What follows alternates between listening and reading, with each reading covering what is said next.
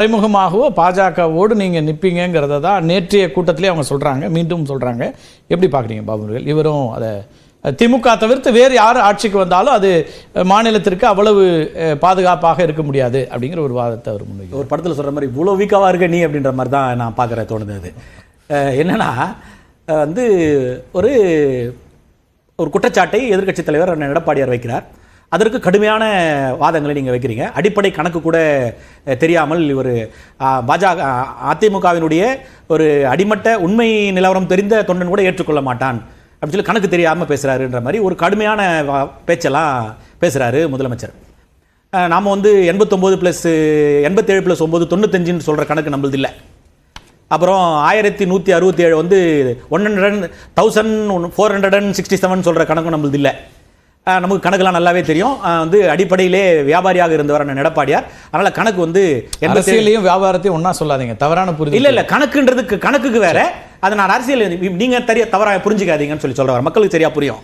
அதனால் வந்து இந்த 87 + 9 95 சொல்கிற கணக்கு நம்மளது இல்லை. அந்த கணக்குலாம் நல்லாவே தெரியும். ஆனால் அந்த மாதிரி கணக்குக்கு பற்றிலாம் நீ தயவு செஞ்சு நீங்கள் பேசக்கூடாது அதை அப்படின்ற ஒரு என்னுடைய எதிர்ப்பை நான் இந்த விதத்தில் தெரிவிச்சுட்டு, ஓகே, அதாவது யார் ஆண்டால் தமிழகத்துக்கு சிறப்பாக இருக்கும், வேறு யார் ஆண்டாலும் தமிழகத்துக்கு சிறப்பாக இருக்காது என்று திராவிட முன்னேற்ற கழகத்தை தோன்றவர்கள் நினைப்பாங்கன்னா அதில் 2011 21 வரையும் அவங்க அந்த மாதிரி நினைக்கல பழகுது.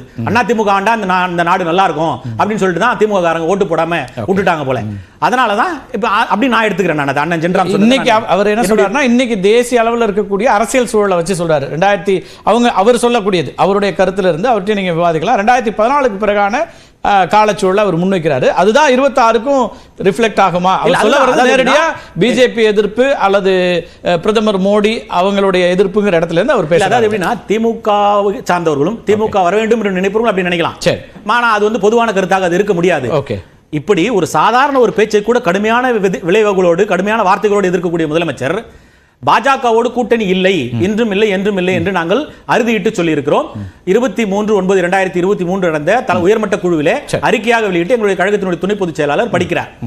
அப்படி ஒரு படித்த ஒரு கருத்தை உங்களால் ஏற்றுக்கொள்ள முடியாமல் நீங்கள் எதிர்வினை ஆற்றுகிறீர்கள் என்று சொன்னால் வெறும் அதிமுகவை கண்டே நீங்கள் அஞ்சுகிறீர்கள்.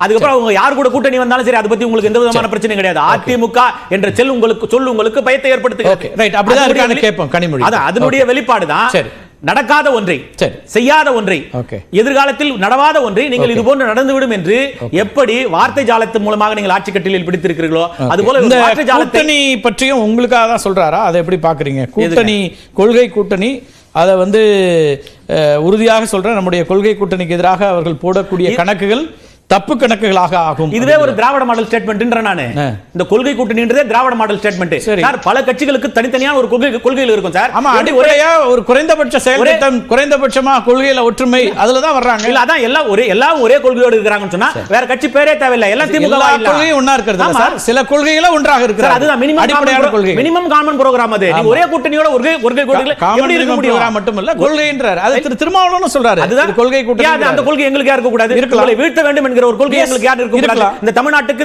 தேவையில்லை திராவிட முன்னேற்ற கழகம் என்கிற ஒரு கொள்கை எங்களுக்கு யார் இருக்க கூடாது. அந்த கொள்கையை ஏற்கக்கூடியவர்கள் எவ்வளவு பேர் இருக்காங்கங்கறத தேர்தல் கணக்கு. கொஞ்ச நேரத்துக்கு முன்னாடி நீங்க சொன்னதுதான் சார், இன்னும் ஒரு வருஷம் இருக்குது சார், என்ன வேணா நடக்கலாம் அப்படி சொல்ல. 3 நாட்களுக்கு முன்னாக கூட்டணி அமைந்திருக்கிறது. 2011 களத்தில் நான் இருந்தவன். 3 நாட்களுக்கு முன்பாக கூட்டணி மாறி இருக்கக்கூடிய சூழ்நிலை இருக்கு. அதுபோல காலம் மிகப்பெரிய அளவில் இருக்கிறது. நிச்சயமாக மிகப்பெரிய அளவிலான ஒரு மன எதிர்ப்பு இங்கே தமிழ்நாட்டில் நிலை. கருத்து கேட்டு